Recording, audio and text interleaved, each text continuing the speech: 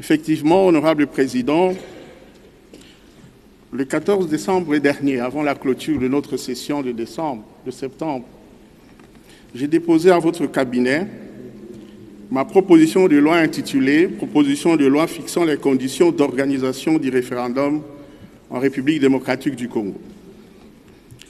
Comme vous le savez, honorable président, cette proposition de loi nous est dictée par l'article 5 de notre Constitution qui dispose que la souveraineté nationale appartient au peuple, qui l'exerce directement par voie d'élection et par voie de référendum et indirectement par ses représentants.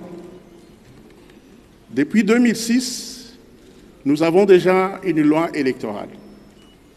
Notre démocratie souffre aujourd'hui de l'absence d'une loi sur les référendums, alors que c'est prévu à l'article 5 de la Constitution. Et comme vous le savez aussi, honorable président, le référendum tel qu'organisé par notre Constitution porte sur plusieurs matières, notamment le transfert de la capitale d'un lieu à un autre, notamment la question de la cession, de l'adjonction ou de l'échange des territoires, la question du référendum constituant aussi, ainsi que toute autre matière d'importance fondamentale que jugera l'Assemblée nationale.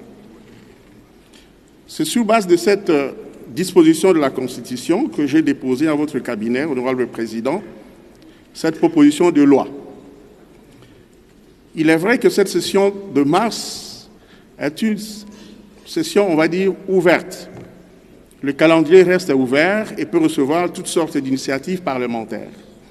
Mais c'est pour des initiatives qui viendront en cours de session. J'ai déposé ma proposition de loi, je le rappelle, depuis le 14 décembre de l'année dernière. Je voudrais donc savoir, honorable président, pourquoi cette proposition de loi n'a pas été alignée au calendrier de la présente session. Votre proposition n'a pas été rejetée. Votre proposition, vous le dites, vous l'avez introduite le 14 décembre 2024, donc un jour avant la clôture de la session parlementaire.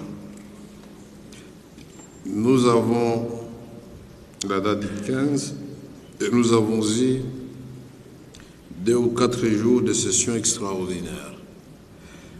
Et aussitôt que nous sommes rentrés, votre proposition a reçu mes annotations chez le premier vice-président et au moment où je vous parle, votre proposition de loi attend les avis de la direction du bureau d'études pour nous permettre, j'insiste bien sur les avis, pour nous permettre de l'inscrire au calendrier.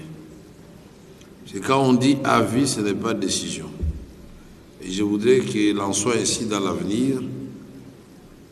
Le bureau d'études peut donner un avis négatif, mais pour des raisons d'intérêt général, le bureau peut décider d'inscrire une proposition de loi. Oui, il peut inscrire et puis de toute façon, la pratique est simple. Comme il s'agit d'une proposition, même quand nous l'aurons inscrit ici chez nous, nous devons l'envoyer au gouvernement pour avoir d'enrichissement éventuel des membres du gouvernement. Vous êtes mieux placé pour le savoir puisque vous les receviez souvent quand vous étiez directeur du cabinet du Premier ministre. Donc apaisez-vous, chers collègues, votre proposition sera examinée au cours de cette session.